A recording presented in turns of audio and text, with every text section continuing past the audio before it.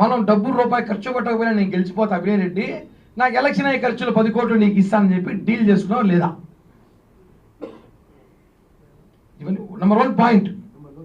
Election ముందు తోకల Lakshmi Reddy, wife of తోకల బృందకుమార్ రెడ్డి, నువ్వు 23 November 5వ తారీఖు అభినయ్ రెడ్డిని కలిసి కిరణ్ రాయల్ గారి సీట్ అనౌన్స్ అయితే మనం అతను ఎలా దెబ్బ కొట్టాలి మొత్తం వ్యూహాత్మకంగా మీరు చేసుకున్నావా లేదా అనేది నేను అభినయ్ అడుగుతున్నా. సన్ ఆఫ్ ఉమర్ కరుణాకర్ రెడ్డి అభినయ్ అంటే మాకు అలా తెలుసు. డిప్యూటీ మేయర్ కాకుండా అభినయ్ ఎవరు మాకు ఎవరు తెలియదు, తెలుసు జూనియర్గా మాకందరికి. తర్వాత నాకు సీట్ రాలే సంగతి మీకు తెలుసు, అనే వాళ్ళ కారణం వల్ల సీట్ ఎవరికి పోయింది తెలుసు, తిరుపతిలో ఎలా గెలిచామో తెలుసు. కానీ కిరణ్ రాయ్ టార్గెట్ ఉంది, ఎప్పుడో ఒక రోజు వాడిని వేయాలి. కరెక్ట్గా పవన్ కళ్యాణ్ గారు మొన్న రిపబ్లిక్ డే రోజు మేము మంగళగిరిలో కలిసినప్పుడు ఫిబ్రవరి 15వ తారీఖు తర్వాత పార్టీ కష్టపడి పనిచేసిన ముఖ్య నేతలందరితో నేను పిలిపిస్తాను, మీకందరికీ మంచి నామినేట్ పోస్టులు ఇస్తాను, మీకు ఇవన్నీ భర్తీ చేస్తాను, మీరేం బాధపడకండి. నేను నాతో పాటు మా జన సైనికులు 4, మా నగర అధ్యక్షుడు ఇంకొక 2 చెప్పినప్పుడు ఈ విషయాన్ని నీ చెవులో ఎవరు వేశారో నీకు తెలుసు. కిరణ్ రాయ్కి నామినేట్ పోస్ట్ వస్తుంది. ఇప్పుడు ఈ టైంలో వాడితే సెట్ అయిపోతుంది, మనం దెబ్బ కొట్టడానికి ప్రయత్నంగా ఉంటుంది.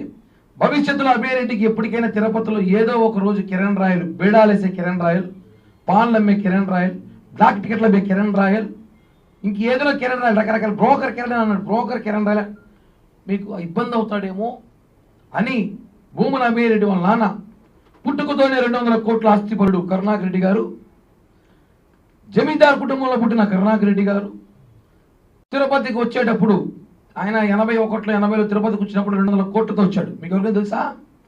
జిరాక్స్ అభవన్ అబద్ధం, జనాలు నమ్మరు, అవన్నీ ఊరికే గుర్తుతే 200 కోట్లు వచ్చాడు ఎత్తుకొని తిరుపతి.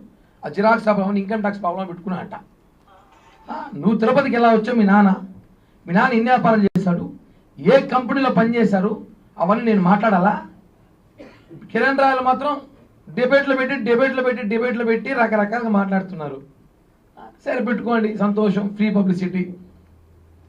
ఒక తప్పు జరిగితే ఆ తప్పు వాస్తవమా కాదా చెప్పేది ముందు కోర్టు.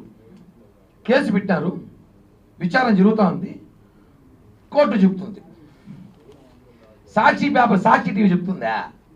వీడు ఒక మంచి ఫోటో పెట్టాడు, ఇదే మీరు చాలా ఇంపార్టెంట్ ఫోటో, మీరు చూడాలి ఇవన్నీ. కిరణ్ పై కేసు ఏది? కేసు పోలీసులు కోర్టు చూసుకుంటుంది. సాక్షి టీవీకి సాక్షి పేపర్కి ఏం పని? మీకు ఎంఐకి సంబంధం లేదంటారు. మీకు రాష్ట్రంలో లక్ష్మీరెడ్డి తప్ప ఎవరికి అన్యాయం జరగట్లేదా? ఎవరికి కష్టాలు లేవా? రాష్ట్రంలో వేరే సమస్యలే లేవా? ఎందుకు మీరు ఇంత పెద్ద ఆర్టికల్ వేసి పెట్టారు? కిరణ్ రాయల్ పక్కన అమ్మాయి ఉంది, ఓకే, ఆ అమ్మాయి అనుకుందాం,